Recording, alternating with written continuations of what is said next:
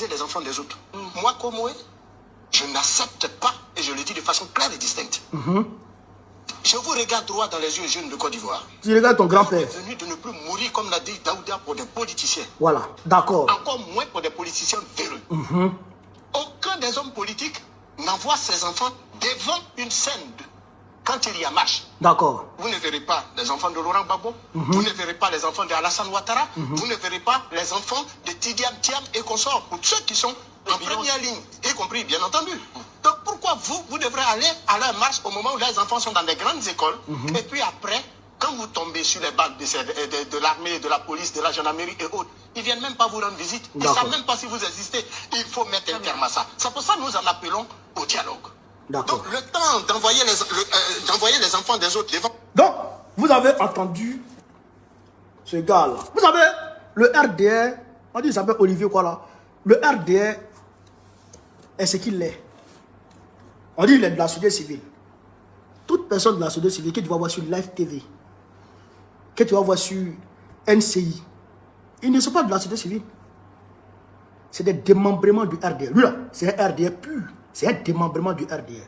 Déjà, je voudrais te dire, monsieur, vous qui vous jouez les intellectuels, que l'article 20 de la Constitution ivoirienne garantit au peuple de Côte d'Ivoire les rassemblements, les manifestations. Ça, c'est la Constitution qui le dit.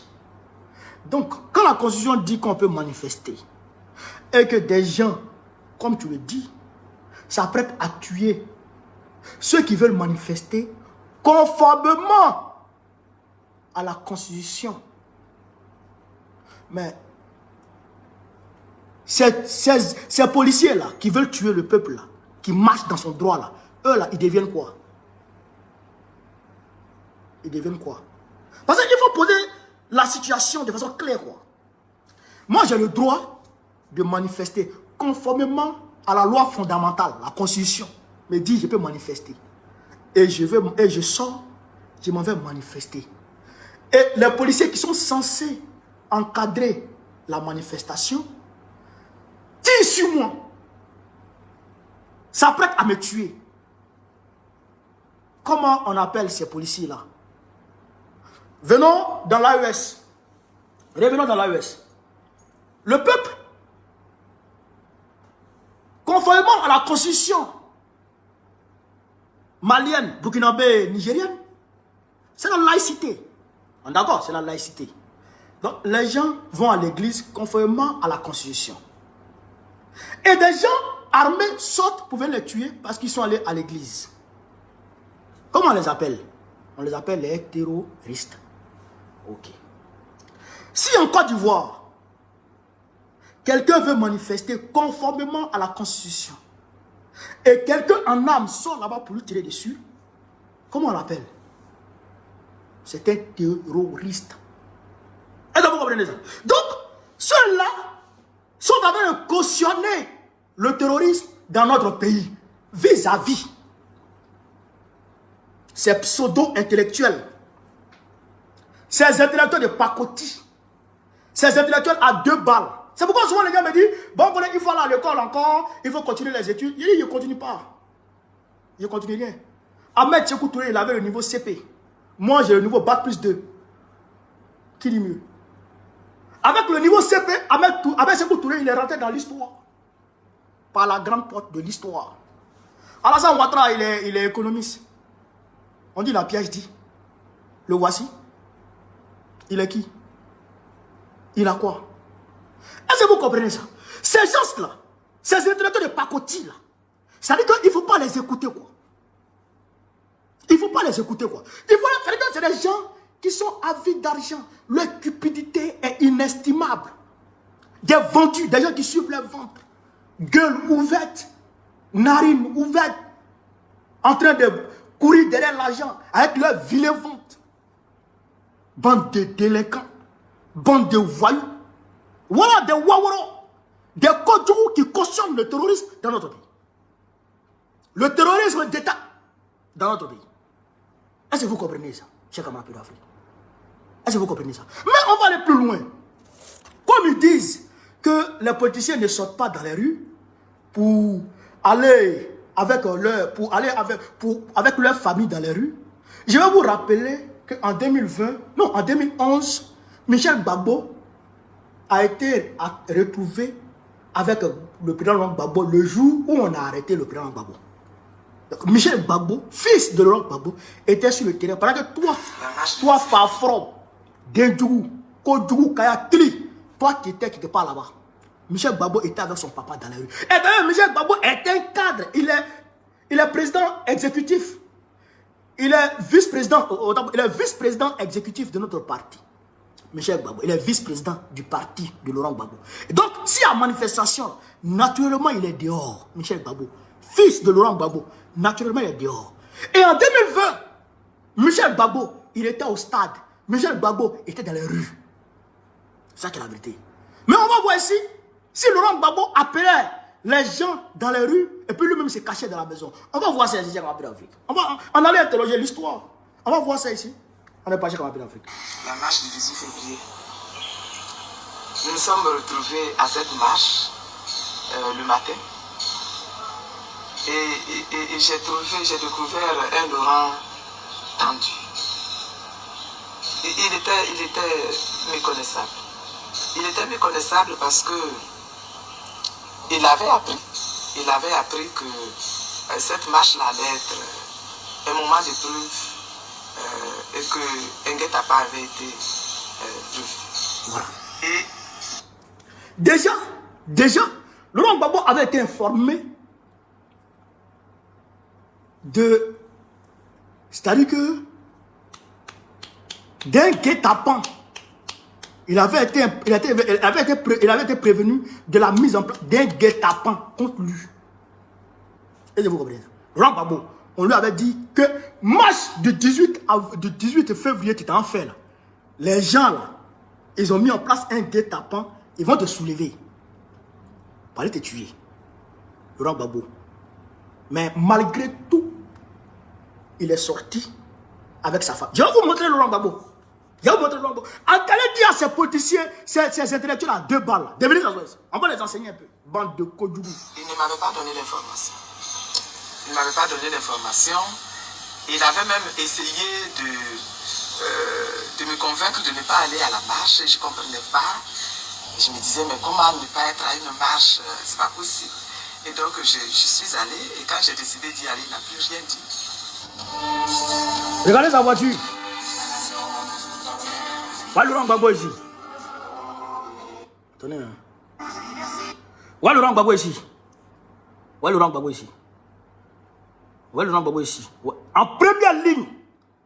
En première ligne de la marche. Voici. Voici Boamori Ferré. Voici ses camarades. Voilà Laurent Gbagbo ici. Alors qu'on lui avait dit que le guet-apens était là. Mais qui avait posé ce guet-apens? Qui avait prévu ce guet-apens? Eh bien, c'est celui qui a prévu le guet-apens qu'on doit reconnaître. La semaine, le mois dernier. Je dirais c'est moi-même. Non, le mois dernier. C'est le 26. Le 26 février.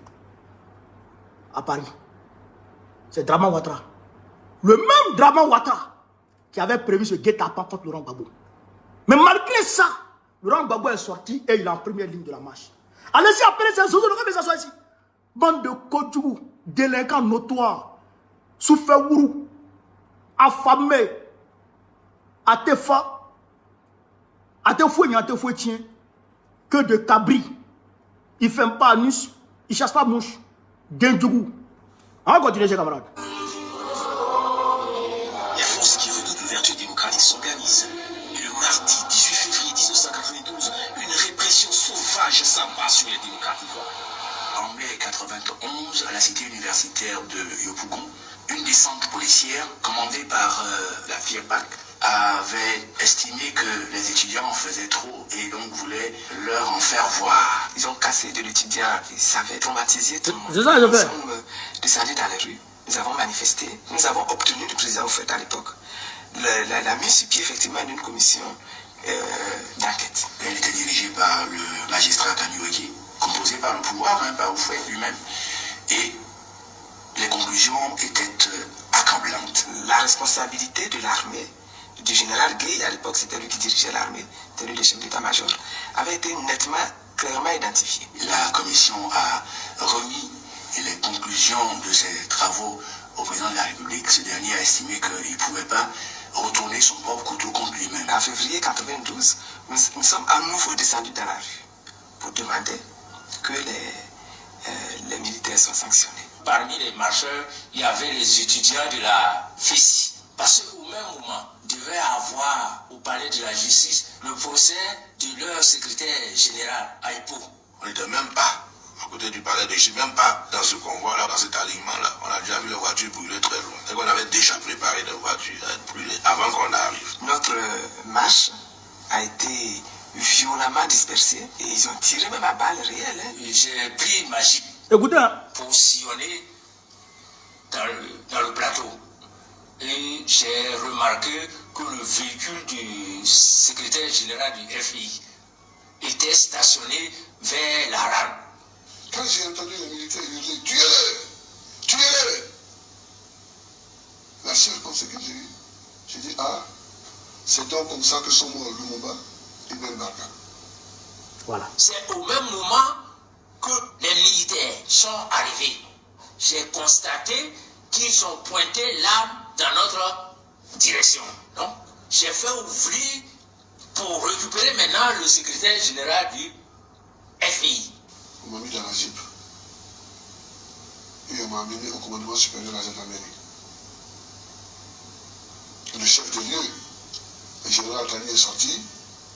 Il m'a regardé. Il a dit, amenez-le à bas. Moi j'ai eu moins de chance. Parce que moi ce sont des... Donc, c'est là pour montrer à ces zozos-là que Laurent Gbagbo, c'est un garçon. Il ne dit pas aux enfants des gens sortez puis lui dans la maison.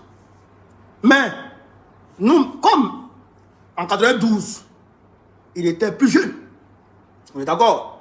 Mais aujourd'hui, c'est vrai qu'il peut marcher, mais nous, on ne va pas accepter que notre papa marche. Ça aussi, c'est une réalité. Aujourd'hui, là, Gbagbo, là, il a fait des enfants. Il a fait des enfants et ces enfants ont grandi. Et ces enfants sont à mesure de mener le combat sous sa direction. Est-ce que vous comprenez ça? De suivre ses directives et mener le combat comme il le souhaite.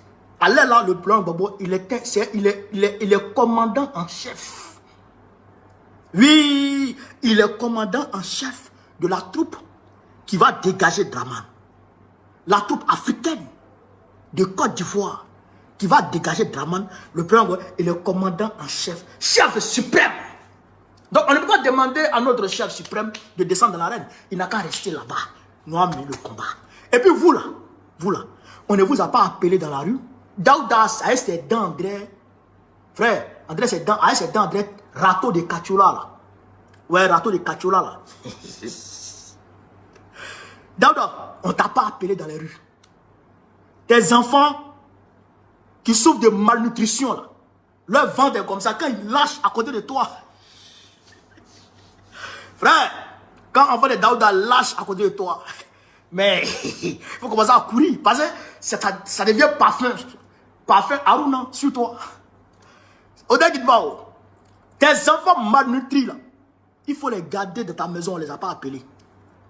Toi, Olivier Beloubé là, ton nom André Yacouba qui est en train de me pleurer là, Dendjou Kayakli, on t'a pas appelé.